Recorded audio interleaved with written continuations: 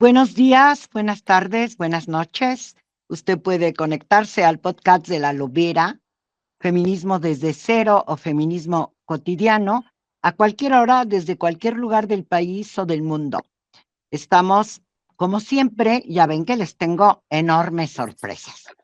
En este podcast hemos analizado muchas cosas y algunas que les inquietan a ustedes, que han preguntado, es si vamos las mujeres solitas, caminando adelante sin que considerar a la otra mitad de la población. Mentira.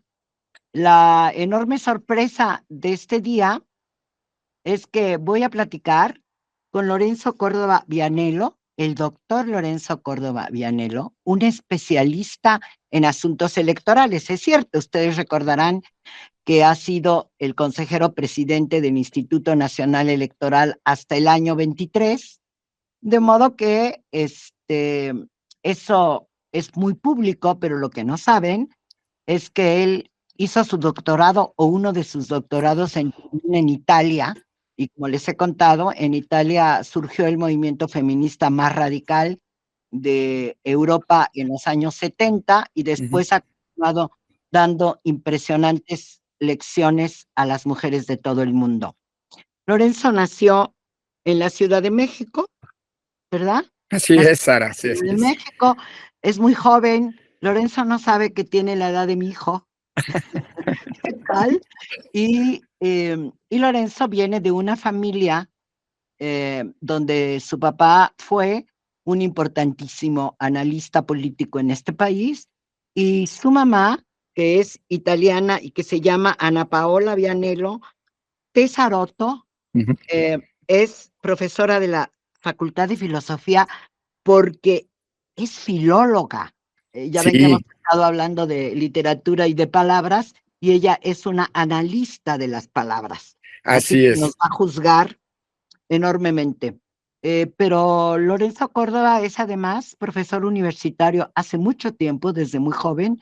Está adscrito al Instituto Nacional de Investigaciones, digo, al Instituto eh, de Investigaciones Jurídicas de la UNAM. Es profesor, no, es investigador de esta lista, muy aspiracionista de llegar a conseguir mucha representación y se ríe. Se ríe porque ¿en qué estás pensando, Lorenzo? Muchas gracias por venir. Al contrario, Sara, un verdadero privilegio. Déjame decirte que el feminismo no solamente tiene a mujeres valientes, sino a hombres que estamos allí apoyando por esas causas. Mencionabas a mi madre y mi madre, bueno, además de que fue italiana, feminista, pues digamos, y en ese sentido yo soy alguien que literalmente mamó del el feminismo desde chico, ¿no? Y bueno, pues en los tiempos que corren, defender la democracia, defender el feminismo, defender los derechos, parece ser parte del de un estigma, ¿no? Eh, ¿Por por qué eso me estigma, reía, porque también, y es que ya estoy en varias listas, querida Sara, y a mucha honra si estoy también en la lista de quienes como feministas defendemos y seguiremos defendiendo los derechos de las y se mujeres les y ve la mal, y se les ve igualdad mal. sustantiva. Sí, bueno, pero pues allá ellos, como dicen. Pero tú lo sentiste alguna vez, te sentiste visto mal porque estás con nosotras, yo digo, no solo apoyando, sino haciendo. Ahora vamos a Sí, contar algo de eso. así es. No, ¿Alguna vez te sentiste mal? mira, no, pero sí hay siempre suele haber, sabes, en una sociedad patriarcal los reclamos de, oye, pero pues, ¿por qué tú te dices feminista, no? Si ese es un asunto de las mujeres.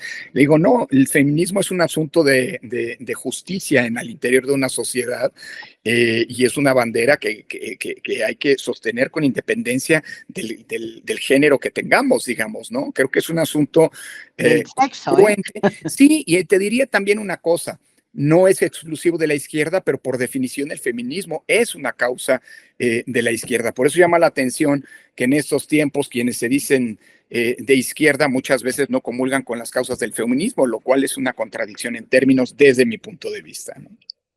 Oye, tú ya hablaste de que un poco el ambiente familiar, Sí, tanto seguramente las discusiones de tu padre y de tu madre, desde muy pequeño estuviste escuchando.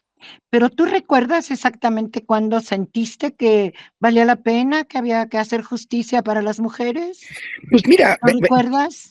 mira, no es que haya habido algún momento, es que nací en ese contexto, querida Sara. En los años Ajá. 70, como tú sabes, en México, pues abrevando muchas de esas lecciones que ya mencionabas que venían desde fuera, pero también con mucha identidad propia, pues se fundan varios colectivos, FEM, por ejemplo, digamos, como un espacio de reflexión y demás, ¿no? Y eso fue muy natural, digamos, muy cercano. Muchas mujeres feministas connotadas, en fin, ¿Amigas de tu papá? ¿Amigas amigas de de tu mi mamá? padre y amigas de mi madre, exactamente, pues se frecuentaban la casa y las discusiones, digámoslo así, que involucraban entre muchos otros temas políticos, el de la igualdad sustantiva y la necesidad de avanzar, digámoslo así, en esta como una condición de justicia social, pues estaban desde que yo me acuerdo. Así que no es que haya un momento en que había habido un quiebre, sino pues me siento afortunado de haber siempre vivido en un contexto abrevado, entendido, convivido y defendido las causas del feminismo. Pues qué bueno, porque Lorenzo es un especialista en cuestiones electorales. Tienes más Así de es. 20 años en esto, independientemente de que estuviste como 12 o 30 30 años. años, la primera vez que entré al IFE, invitado por José Woldenberg, a quien conoces bien, cuando lo hicieron Sí, consejero ciudadano en 1994, pues me invitó como asesor y entonces, pues justamente este año se han 30 cumplido, años. este mes se cumplen 30 años de que tuve el privilegio por primera vez de entrar al órgano electoral, aunque por supuesto, pues digamos, el corolario de mi carrera en esa materia, en ese ámbito, fue cuando en 2011 fui designado por la Cámara de Diputados como consejero del otrora IFE, consejero electoral, y más tarde, en 2014, con la reforma, cuando nace el INE, pues me nombran consejero presidente hasta que, como decías, el año pasado terminó mi mandato, ¿no? Así que toda la vida metido en estos temas también. O sea que llegaste a la presidencia del INE cuando la primera reforma constitucional para la paridad. Así es, en ¿Cuál efecto. sería, cuál sería tu balance? Hubo pleitos, yo tengo que contarle al auditorio Sí, que la Constitución obligaba a la paridad y obligaba a los partidos políticos, pero algunos de esos partidos políticos se pusieron en rebeldía, sí, incluso claro. y los representantes del Consejo Electoral se Sí, quejaron, hicieron sí, cosas.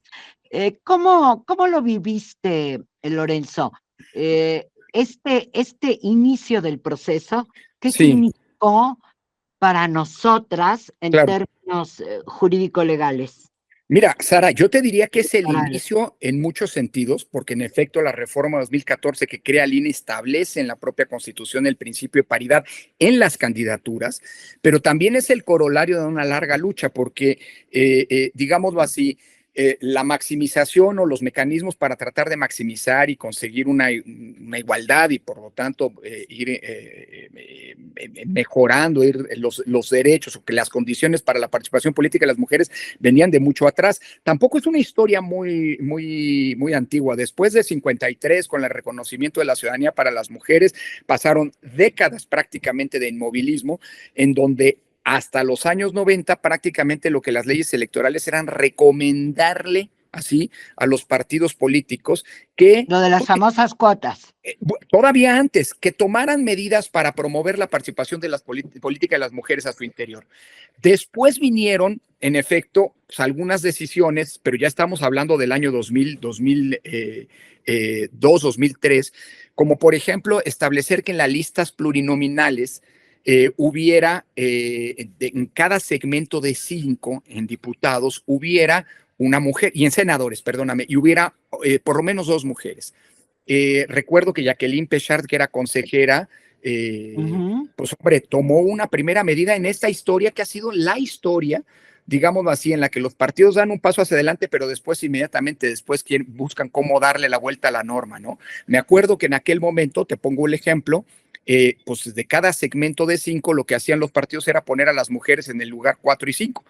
Y entonces Al último. El IFE dijo, no, espérenme, debe entenderse que en cada segmento de 5 tiene que haber al menos 2 mujeres, pero no pueden estar pegadas. Es decir, tienen que estar intercaladas. En esta lógica de cremallera que después, que hoy ya es vigente en las candidaturas, en las candidaturas de plurinominales. Pero esto fue hace apenas 23, 22, 23 años.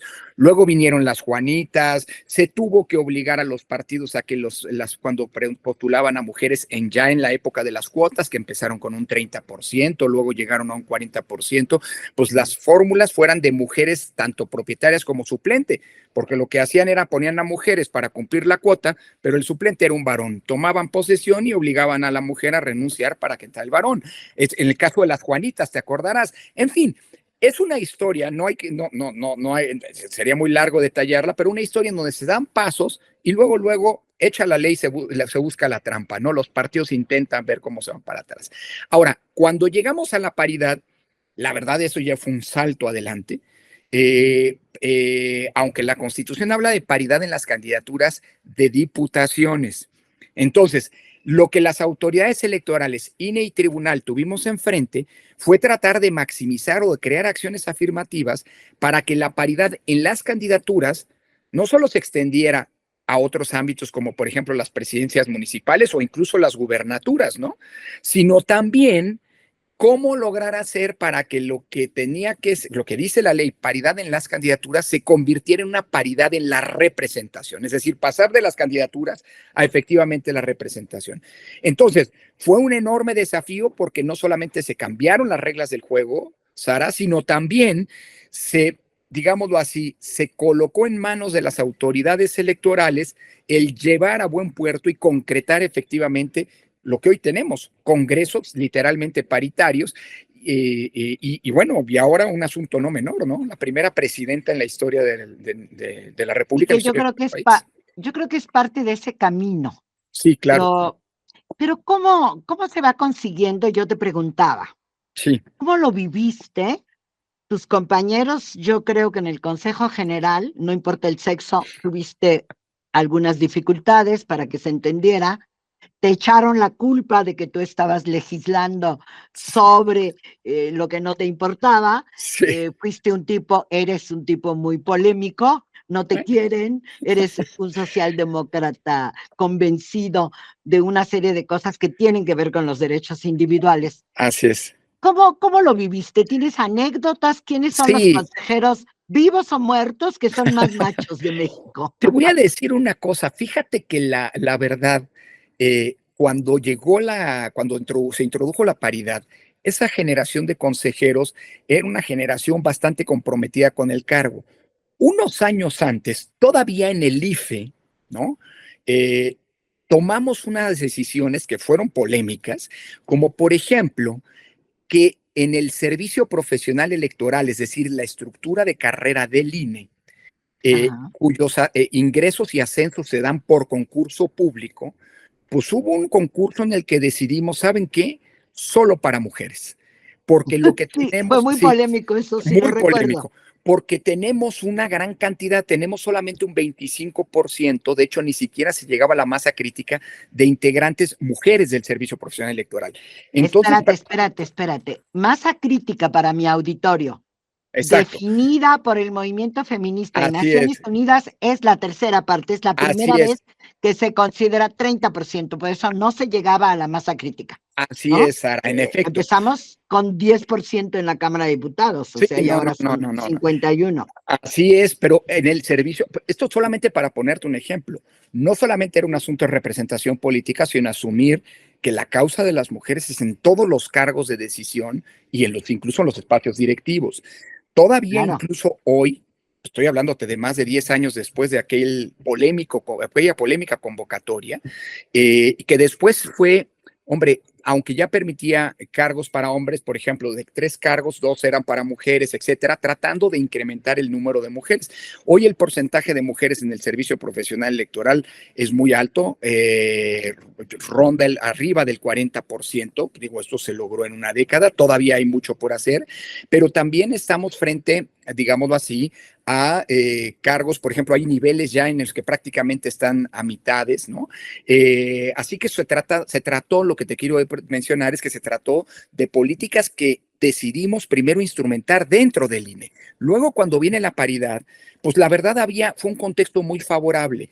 Quienes se quejaron, Sara, no fueron tanto los consejeros, al contrario, Ah, fueron más bien los representantes de los partidos y la paradoja que les decíamos eran, oigan, pero si quien puso la paridad en la Constitución fueron ustedes, no nosotros. Así que hoy nos para vamos, muchos asuntos así es, ¿no? pues sí, pero Ahora, vamos a hacernos cargo de eso y lo vamos a llevar hasta sus últimas consecuencias.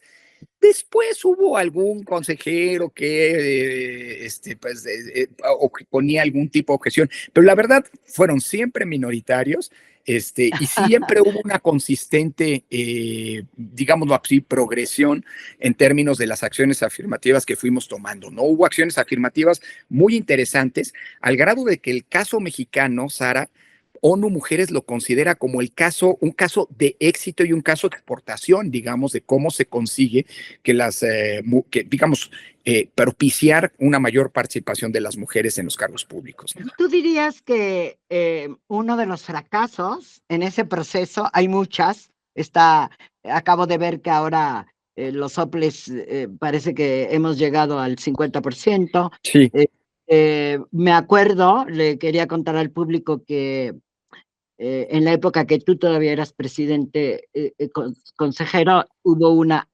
enorme capacitación. sí, Incluso participé capacitando a los compañeros y compañeras de lo que se llama el primer nivel del trabajo, los así choferes, es. secretarias, los trabajadores de la limpieza en Sí. el INE. Me acuerdo que hubo un gran esfuerzo. Sin embargo, yo pienso que donde se quedó atorado, no sé cómo Ujú. la veas, a pesar de que hubo algunas consideraciones del Consejo General a favor, lo de la 3 de 3, lo de la Sí, violencia política de género. El sí, que quedó sin duda. atorado para hacerlo efectivo, hoy Félix Salgado Macedonio tranquilamente se ha reelegido como senador de la República, que es un Así escándalo. es. Así es. Sí, sin duda, Sara. Mira, a ver, es una historia de éxito en muchos sentidos, pero también con algunos tropiezos, ¿no? Por ejemplo, mencionabas lo de los soples, pues prácticamente todas las designaciones que hizo el INE, en todas las designaciones se establecían criterios de paridad, ¿no? Y en efecto, hoy tenemos un número de consejeras en los soples mayor que el de consejeros, y por Así es. primera vez a partir de la última designación, que fue hace 2 años, 3 años, si no me equivoco, tenemos más presidentas de OPLES que presidentes. Aunque decía, también hubo algunos tropiezos. El que tú mencionabas es un caso, pues, paradójico. Déjame también mencionar una cosa que yo creo que es importante subrayar en un espacio como este, Sara, como en este podcast. El hecho de que la mayor participación de las mujeres, producto de esas decisiones legales, producto de las acciones afirmativas, también trajo consigo efectos negativos. Es decir, a mayor participación de las mujeres también vimos un incremento de las tasas de violencia política en contra de ellas. Es un efecto, digo, a mayor espacio, pues mayor, Es decir, digámoslo así, reacciona el pacto exactamente. patriarcal. Totalmente, totalmente. Sí, que yo no sé si incluso sea también un problema solo de pacto, sino también un problema sobre todo cultural. Yo lo que he dicho es que ojalá y lleguemos a un contexto en el que las acciones afirmativas sean prescindibles, porque eso significa que habremos dado el siguiente salto, que ya no es un salto normativo, que ya no es un salto de acciones afirmativas, que ya no es un salto, digamos, de voluntad, sino que es un cambio cultural, que es Sí, donde que fuera absolutamente natural y que no así pudiera es. ser que una candidata ganadora en la presidencia de la República tiene que aguantar ese beso Solo, bueno, presidencial híjole, ¿y que generó tanta molestia. qué te digo? Bueno, uno de los casos de retroceso es el que tú mencionas. Se avanzó en lo que se conoce como 3 de 3, es decir, un conjunto de compromisos, de afirmaciones que se le exigieron a las candidaturas para poder registrarlas, en las que señalaban que no haber sido condenados por violencia de género, no haber sido condenados por insolvencia alimentaria o no haber sido condenados por violencia intrafamiliar. O sea, tres condiciones que dijimos en el INE, vamos a exigirlas como requisitos para poder registrarse como candidatos. Cuando vinieron las elecciones de 2021, que fue la primera vez que se aplicaron las elecciones de diputaciones federales, que se aplicó este Que se criterio. aplicó la 3 de 3, ese Así criterio, es, sí. así es. Pues resulta que encontramos algunos candidatos, por cierto, a Salgado Macedonio no lo bajamos por violencia de género. Sí, Acuérdate yo que sé. destituimos, fue algo así como Al Capone, ¿no? Al Capone no lo agarraron por mafioso, lo agarraron Por no pagar por impuestos. no pagar impuestos. Pues a Salgado Macedonio no fue por las denuncias de violencia o de violación que incluso se le habían hecho, sino fue porque no cumplió con las reglas de fiscalización. Pero en ese mismo año el INE decidió dar de baja. Fueron varios, fueron, si no me equivoco, una decena, tal vez estoy exagerando, pero fueron varios candidatos que habían firmado ese 3 de 3 y que resulta que descubrimos que sí habían sido condenados por alguna de estas circunstancias y por lo tanto los dimos de baja.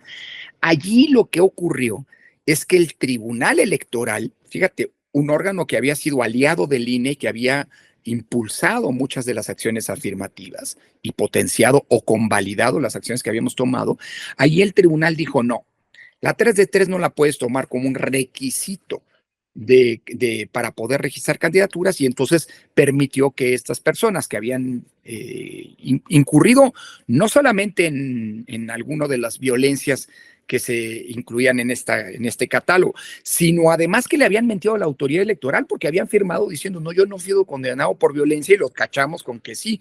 Bueno, ellos pudieron comprender por las candidaturas y algunos de ellos incluso ganaron los cargos de elección. Entonces es una historia muy complicada porque digamos, hay veces en las que, digamos, los avances se cuentan micra a micra y muchas veces cuando logras avanzar, pues te encuentras con nuevas circunstancias que implican para todo efecto práctico retrocesos. Entonces no es sencillo, incluso insisto, en esa ocasión, quien impidió que se materializara o que se avanzara en el tema de la violencia con el tema de la 3 de 3 fue el Tribunal Electoral que hasta, que digamos que hay que reconocer también ha Sí, sido un aliado en esta materia. pero eso tiene que ver con la resistencia machista, que puede estar Sí, en un cuerpo de hombre o en un cuerpo de mujer, quiero decirte, ¿no? y además, ojo, Este, para que el tribunal conozca, tiene que haber una impugnación. Entonces hubo de entrada quien no estuvo de acuerdo con las decisiones del INE y llevó el asunto ante el tribunal. Entonces son esas y es resistencias de las que hablas. lo de las gobernadoras que hicieron Claro. tanto lío. Uy, sí. Pero estabas tocando una cosa que me importa mucho, que tiene que ver como la reacción violenta frente al avance de las mujeres. Sí. Muy importante. ¿Tú crees que hubo falta de... hay quien piensa que la 3 de 3 no funciona, que las listas de los acusados no están completas, que no Ujú, actúa, que se ujú. señalan, que se ponen en los tendederos, en las redes sociales y que el INE no actúa. Ese es un obstáculo que tú dices, es Bueno, a entre ver, reglamentos y cultura, pero parece que fue un error pedir que fueran condenados. Se le abrió un largo proceso a Salgado Macedonio, la chava dio la cara, al menos una de las ujú, víctimas, y ujú, no pasó nada. Es decir, hay como una resistencia, y yo preguntaba personalmente, ¿cómo ujú. tú has vivido esa resistencia en tu actitud? Porque fue muy clara tu actitud de cumplir con la Sí, Constitución, de avanzar. Bueno, yo digo, esto último que está amenazante con el plan C o sí. el plan B, sigue amenazante, afectando la participación política de las mujeres. Sí, sin lugar a dudas. Es más, yo te diría una cosa. Aunque las candidaturas, por ejemplo, de mayoría relativa, son, digamos, se deben distribuir equitativamente, eh, la gran garantía, digamos, de acceso de las mujeres es por las listas de representación proporcional. Y hoy se está buscando eliminar esas listas, ¿sabes? Incluso, por Por ejemplo, ejemplo, sí se quiere eliminar la representación proporcional. Por ejemplo, el INE tomó medidas como que la cabeza de cada lista fueran mujeres, ¿no? Sabes que hay 5 listas de representación proporcional para diputaciones, bueno, que en al menos 2 haya mujeres. Es decir, yo creo que reinventar el sistema, y esto es lo que me preocupa a mí, el plan C está planteando reinventar el sistema electoral, pero dentro de esa reinvención no se están midiendo ni se están actualizando las medidas que, es decir, ni las consecuencias ni las medidas que permitieron el gran avance de las mujeres. Es decir, todo lo que hoy tenemos, paridad, etcétera, todo eso se construyó en un modelo que hoy pretende sustituirse, y en la sustitución no se está haciendo un enfoque, digámoslo así, de género que permita, incluso si las reglas cambian, garantizar que las conquistas que hasta ahora hemos alcanzado subsistan una vez que el modelo cambie. Entonces, yo sí creo que estamos frente a circunstancias muy complicadas. A diferentes peligros, porque también está Sí, la propuesta de la reforma judicial. así es. Bueno, no, ese es terrible. Nos Así es, dejaría no, totalmente. indefensos, porque, a ver, al final del día, lo que se está pretendiendo es que los jueces, incluidos los jueces electorales, los magistrados de los tribunales electorales, sean electos popularmente, con lo cual ya no van a ser garantes de los derechos de todas y todos, sino más bien van a ser representantes de los intereses de una mayoría. Y si el día de mañana te cae una mayoría machista, pues se acabó la justicia como un órgano de garantía de los derechos, no digo de las minorías porque las mujeres son más, pero sí de los grupos que han estado y que siguen estando en una situación de vulnerabilidad, porque lo que van a acabar siendo es representante de intereses políticos, no de derechos. Yo creo que las reformas que del plan, del así llamado Plan C, son bien delicadas, no solamente por su implicación democrática, es decir, cuando tú tienes a jueces electos, pues nada más van a representar los intereses de una mayoría, sino también las consecuencias que en temas como el derecho, los derechos de las mujeres va a tener van a tener como implicaciones, ¿no? Esas decisiones. No, yo creo que es un asunto bien delicado, porque además, si te fijas, el tema de género ha estado completamente fuera de todas las iniciativas que componen el plan CES. Aquí estamos discutiendo una cosa estructural, pero sin hacernos cargo de que todo lo que ha ocurrido en los últimos 20 años han sido, con un sistema que hoy se quiere sustituir, conquistar espacios y mecanismos de garantía y de defensa de los derechos de las mujeres. Hoy se quiere reinventar todo, pero el tema de género no es un enfoque que ha estado presente ni en la discusión ni en los planteamientos del así llamado Plan C. Y eso es bien delicado porque puede implicar una enorme regresión en esta materia.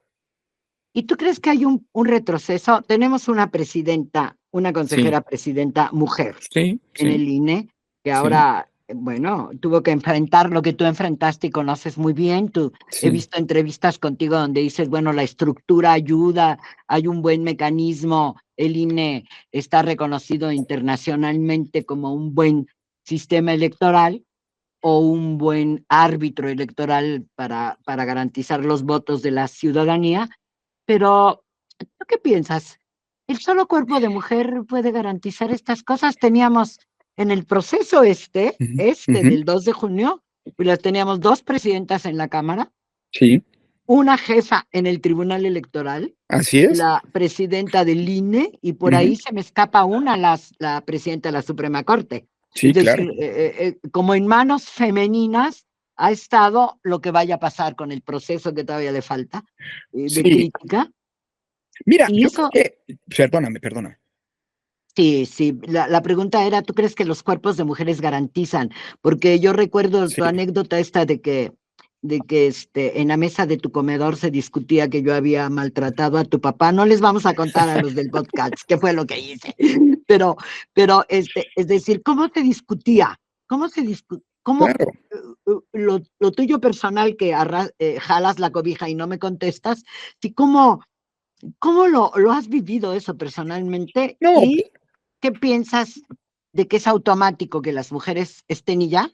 mira, te voy a decir una cosa, también en el tema para entrar a la parte más personal y luego voy a lo del que decías de las titularidades, ¿no? De mujeres de los Sí. distintos órganos. Creo que parte de la cultura patriarcal es Ujú. que la defensa de las posturas feministas son mucho más, aunque se dan por entendido, hombre, si eres mujer, pues por supuesto que vas a defender posturas feministas, son mucho menos gravosas para los hombres que para las mujeres. ¿Qué te quiero Ah, decir? Que, hombre, si tú me dices que, respecto a las posturas feministas, pues yo te digo, yo soy un feminista. Sí, y habrá quien te dice, oye, pero tú, ¿por qué si no eres hombre?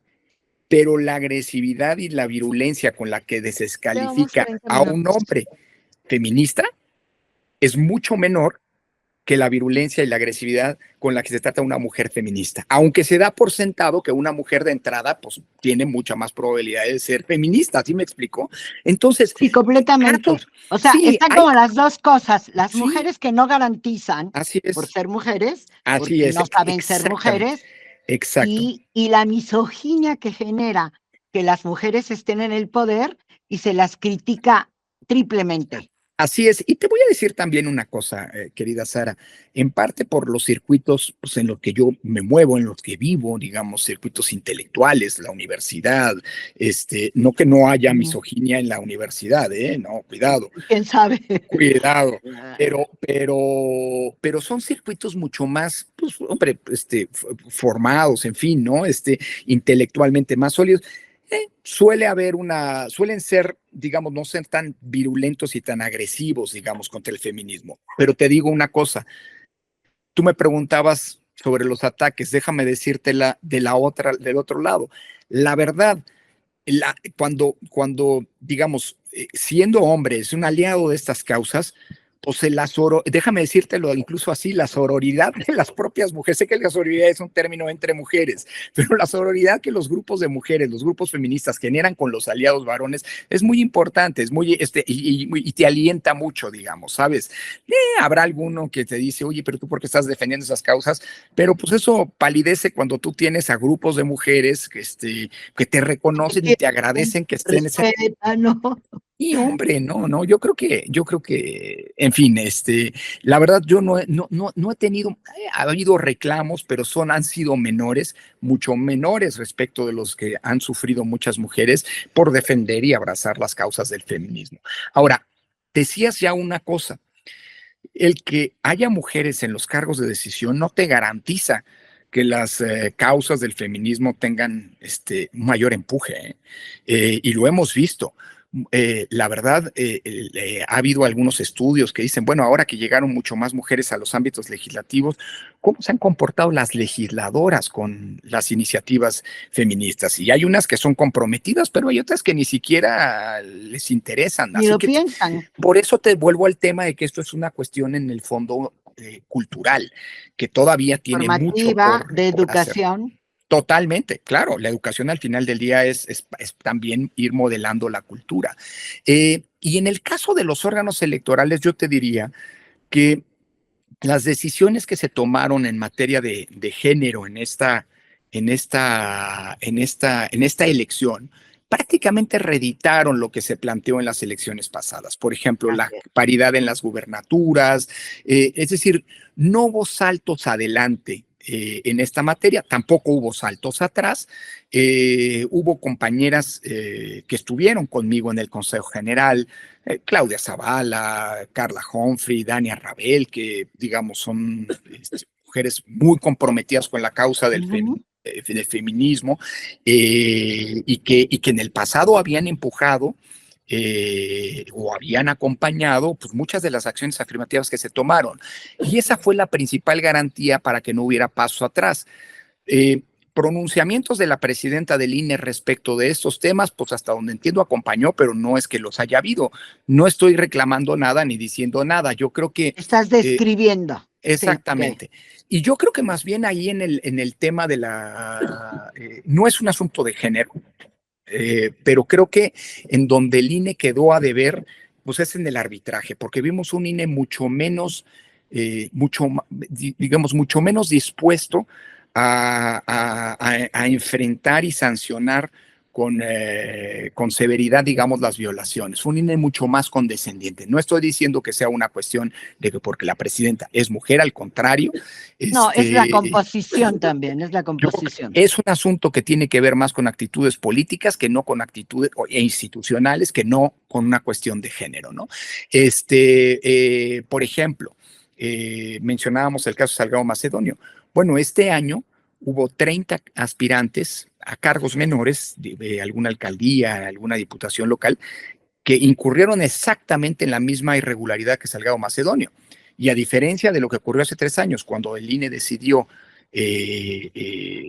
Pues ¿Sanciona? aplicarle la ley, aplicar la sanción de la ley Ujú. que implicaba cancelar, negarle el registro, pues en esta ocasión solamente se les multó, ¿no? Y se les dejó competir. Entonces yo creo que, pero eso no tiene que ver necesariamente con la composición. Hoy tenemos un Consejo General integrado, por cierto, mayoritariamente por mujeres, pero eso no es lo que explica una cosa, o este último tema. Así que yo te diría, eh, eh, pues ese también es un buen ejemplo. Hoy hay más mujeres en el Consejo General y se mantuvieron las políticas de género, lo reconozco, pero tampoco Sí, esto haya cambiado radicalmente la postura del INE con políticas de género. A lo mejor eso habla de que aunque antes éramos más varones los que integramos el Consejo, pues había un compromiso con la causa. De nuevo, para reiterar lo que te decía al sí. principio, el feminismo no es solamente ni debe ser un asunto solo de mujeres, ¿no? O sea que tú sí crees que hay hombres feministas. Bueno, yo me asumo como uno, si me permiten, ¿no? Ahora Bueno, voy a estás ver, van a inaugurando, venir. en el podcast estás inaugurando ¿cómo será?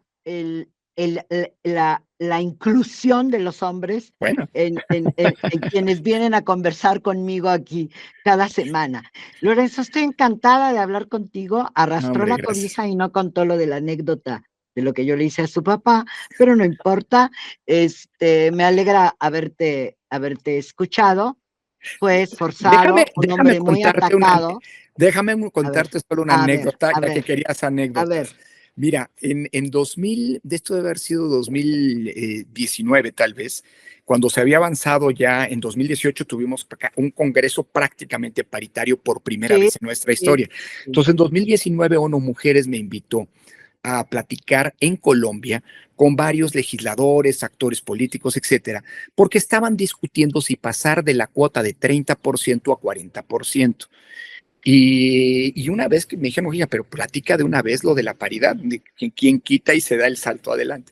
Y me acuerdo que había un senador que me decía, colombiano, oiga, es que doctor, usted no entiende, es que tiene que ponerse en la cabeza de los colombianos, es que Colombia es un país muy machista. Y le dije, oiga, si los mariachis y las rancheras las inventamos nosotros en México y pudimos avanzar hacia la paridad, solo para decirte, querida Sara, como anécdota, que la verdad hay que estar muy satisfechos de lo que hemos alcanzado, hay que defenderlo, porque esto, lo que se consiguió ayer se puede perder el día de mañana y sobre todo hay que seguir empujando. Esto es una batalla en la que las conquistas se logran poco a poco, se miden micra a micra y los retrocesos pueden ser graves. Así que, hombre, se trata de hacer dos cosas, defender lo que tenemos, pero seguir empujando, ¿no? Y algunas consecuencias de las Sí, dificultades, los asesinatos de candidatos así en el es, 18, que así es. fue más grave que ahora, en el 18, Sí, y el tema de los asesinatos en general de mujeres, así es. la manipulación de las cifras. Tenemos muchísimos asuntos que, sin embargo, tú estarás de acuerdo para cerrar la conversación, que eso debería no ser discutido ni existir si tuviéramos democracia. Absolutamente. Una democracia es es un contexto, una auténtica democracia, una democracia plena es una democracia sin discriminaciones y sin violencias. Y esto significa, en consecuencia, pues que el tema de las acciones afirmativas son una manera de mejorar o de llegar a esa democracia. Cuando tengamos democracia plena, las acciones afirmativas van a salir sobrando, porque eso quiere decir que tanto los derechos, por un lado, como la inclusión, y la inclusión en el sentido Ujú. más amplio del término, pues son una realidad que habremos conseguido. Todavía hay mucho por hacer y por lo tanto, pues hay mucho por batallar. Sí, muchas gracias, Lorenzo, Sara, un porque este privilegio. podcast es un encanto. Déjame decir antes de irnos que hemos podido transmitir, que nos han escuchado el auditorio, que seguro han aprendido y tienen nuevas dudas, gracias a que Natalia Castañeda Páez y Hanani Araujo Santamaría están en la producción y edición del podcast. Y hoy extrañamos a Tania o a Pablo, que nos graban, y porque también vamos a YouTube, pero Claro. como no viniste presencial, ahora es una grabación relativa, pero este es posible por este espacio de las voces de las mujeres que ha abierto la Organización Editorial Mexicana, desde donde hay una voluntad política, como otros espacios, para promover la vida mejor y más digna para las mujeres. Muchísimas gracias. Nos escuchamos en la próxima otra vez, Lorenzo. Muchas gracias. Un privilegio, Sara. Gracias a ti. Hasta luego.